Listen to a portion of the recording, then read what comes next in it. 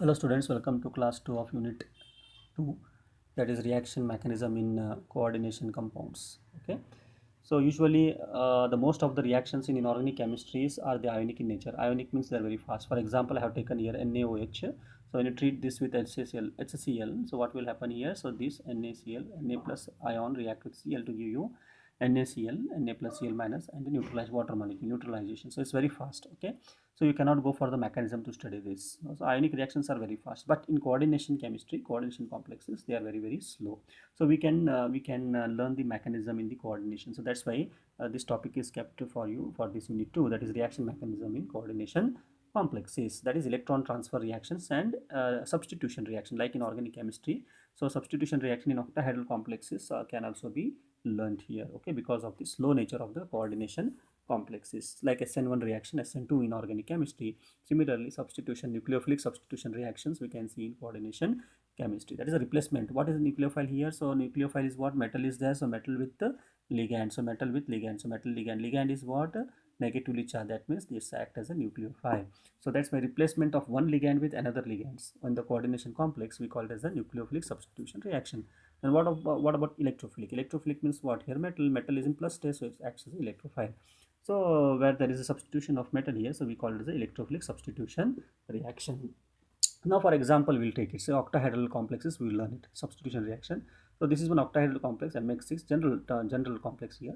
So when we treat this with external ligand, one separate ligand, external ligand, so what will happen here? So you will get here MX5Y. So one of the ligand is been substituted outside, and this ligand will take the place. That's the ligand substitution will take. Nucleophilic substitution takes place, and we get this. Okay, and depending on this type of mechanisms, we can classify in two types, SN1 and SN2. So in inorganic chemistry, SN1 we call unimolecular reaction, or SN2 bimolecular reaction. Similarly as the organic chemistry, and SN1 we call dissociative type of mechanism. Dissociative. Now you can see here MX6 plus Y. This is slow reaction, so you get first dissociation. That means that MX5 plus X like this. Okay. So this is dissociation. 5 coordinated intermediate we get here. MX5 means it's a 5 coordinated intermediate. This is your intermediate. So 5 coordinated intermediate we get it here. And the next step you can see two-step mechanism SN1. First step, second step. This MX5 now reacts with your nucleophile, and the reaction is fast, and we get the final product MX5 EY. So here it is fast reaction, and always rate of reaction depends on what? Slow reaction. That means your rate of reaction depends on just the concentration of MX6, and that's why it's called as a SN1 unimolecular reaction. So rate is directly proportional to ML6. That's why it's a unimolecular reactions. Similarly, in SN2 you can see it's a dissociative. That means what? Here same complex I am taking here, same ligand I am taking here, but what happens here, like in organic chemistry, so here both associate now. So how it has been dissociated here, so it is going to associate, and the step is very slow here, and you get 7 coordinated intermediate now here. So here you get 7 coordinated intermediate. Now the reaction is very fast here, and the reaction fast, and it breaks it here, and whatever the product we got here in SN1, the same product we are going to get here, that is MX5Y plus EXS here. Okay, the reaction is fast here. So what is the rate of reaction here? Now you can see here. So rate of reaction is slow reaction, step of slow. So what is here? The rate is dependent on the concentration of the complex MX6 and also Y. That's why it is called as bimolecular associative mechanism, SN2 mechanism. So this is how we can see that the coordination complexes can also will show the two type of substitution reactions, that is SN1 nucleophilic substitution and SN2 nucleophilic substitution, as we seen in the organic. Why? Because because this is very slow in nature. The coordination reactions are slow in nature compared to the inorganic reactions, which are ionic in nature and very fast, like this ions, like this type of mechanism. Now we will come to know. So yeah, that's what. So I have given here rate is depending on this complex as well as the ligand, incoming ligand, and that's why this reaction is bimolecular reaction, or we call it as a SN2 reaction. Now we will see the mechanism. So types of intermediate forms. See in SN1 mechanism, the types of intermediate forms. Okay, so that we will learn here. We will take one example now. Directly we will take the product Ma5X. Okay, M is metal, A is ligand. So 5 ligands plus X. Okay, so final product we will take it here, and we will find the mechanism through which this SN1 will prefer the route. Okay, now see Ma5X, M 1 2 3 4 5 and X is there. The first step of SN1 is very slow. Okay, slow reaction. Okay, what will happen in this slow reaction? See, this ligand is now dissociating into this. That's why it's called dissociation type of reaction. Now you can see here M, all others are same here, 1 2 3 4 5, and this has been dissociated. This is vacant now, and it is going to form a square pyramidal. See here, the intermediate formed here is square pyramidal. Square pyramid. This you should remember. This you should focus here. Square pyramidal. Now what will happen? Now this is vacant now here. So this is vacant. It is losing. So this is vacant here. Positive. Now what will happen? This will be now attacked by the incoming Y. See here. So incoming Y like this, and the reaction is fast, and finally we get this mechanism. So finally we get this complex. Okay, square planar planar complex here. Okay, bipyramidal complex here. So this is one mechanism. Similarly, in the second way, case 2, okay, this is case 1. In case 2, you can see here the same reaction is there, A1, A2, A3, A4. So small difference here. X3 I have taken here, A1, A2, A4, A5, A6, X3 is here.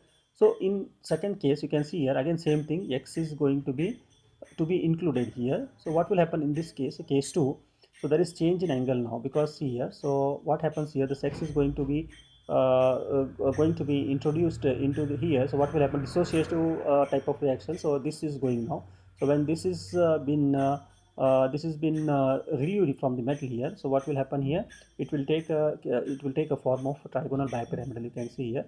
So A1, A6, A3, A3. So here it is A3. Okay. A2, A3, A4, A5. Okay, this will come here. Okay, here like this, and A2, A4, A5, A4, A5. So like this. So it is going to take a formation of trigonal bipyramidal with the change in the angle here. So 180 to 120 degrees. So this is 120 degree. Okay, angle. So this is absolutely 180 type of angle. So it will change like this to form the angle of from 180 to 120, and you are going to get an intermediate of TBP, trigonal bipyramidal, like this. Okay, now what happens now? Plus Y. See here. So now this is going to introduce this new ligand is going to be introduced into this, and we are going to get our same complex, square pyramidal complex here as in the so this TBPC in this intermediate you can see here. So this intermediate, to form this intermediate, you want to bend here bonds. Most of the bonds are bend here, angles is changed here. See here, and that's why the favorable path for the formation of the final product in SN1 is this one, case 1, where you get a very square pyramidal intermediate. Okay, why? Because there is no bending, no change of the angle is here. But in second case, it is very difficult. That's why this type of root favoring is very less to form the product in SN1 mechanism. Okay, so only rare case we can find this TBP. So that too with the pi bonded cases. Okay, some complexes having the pi bonded molecules is there. So in that case only we can find TBP. But most of the cases, so octahedral complexes proceed via square pyramidal intermediate to final product in SN1 mechanism, not by this one. Similarly, in SN2 mechanism, one case I have taken, case 1. Tomorrow we'll go for case 2. Okay, case 1 you can see here. Same thing, M, metal 1, A1, A2, A3, A4, A5, and this is a initial ligand here, X3. Now Y will attack here, see here. So Y will attack here, and what will happen? Total whole this complex, primary complex is going to form this one, okay, pentagonal bipyramidal. So you can see here, this is going to hit here, okay, and these are going to bend now. Total bend will be there, and you can see here. So they are going to form A2, A5, A4, A1, A6. Okay, A1, A6 are remaining here top like this, A1 and 6, and this they are going to form like this pentagonal pyramidal, A1, A6. Okay, then the remaining is what? A2, A3, A5. Okay, A5, A5, A2, A5, A4. Okay, and you can see here Y is attached here, so you can see here Y, and X3 already is there. X3 is there. So this type of pentagonal bipyramidal is formed, and next step is what? Fast step, where this X is going out. Okay, and you get again same like here. So in SN2 mechanism, the first case, in case 1, you can see that this is proceeding to an intermediate called pentagonal bipyramidal. In case 2, okay, now we'll learn case 2 like here in SN1 mechanism, case 1, case 2. But now you came to know that in SN1 mechanism, the reaction is forward. The reaction is preferring which route? Case 1 route, square pyramidal. Why not case 2? Because in case 2 you can see there is maximum bond bending and bond angle change here, so which is not preferred here, and that's why case 2 is very rare. only pi bonded type of ligands can form this case 2, but 98% is going to proceed to case 1. Similarly, in SN2 mechanism, so this is one case. In case 1, we can see that the reaction is proceeding via which intermediate? Pentagonal bipyramidal. Okay. In case 2, so tomorrow in the next slide we will learn that how the reaction is proceeding in octahedral via case 2. Okay, so through octahedral wedge it is. Okay, it will come to octahedral wedge. Tomorrow we will see that in the next slide. So here which is then the SN2 mechanism, by which mechanism it is going to proceed. So tomorrow we will see. So here also a lot of bending and everything, change of angle is we can see here, but in octahedral wedge very less few bending and change of angles we can observe here, and that's why in SN2 mechanism most of the octahedral complexes they prefer case 2, that is what, proceeding through octahedral wedge, not by pentagonal bipyramidal. So this is how the reaction mechanism, how they proceed, and these all the steps, okay, as well as the theory behind the reaction mechanism of the octahedral complexes. Hope you understood. If any doubt is there, you can ask me. So tomorrow we'll go for the next slide of the case 2 as well as the further concept. Thank you.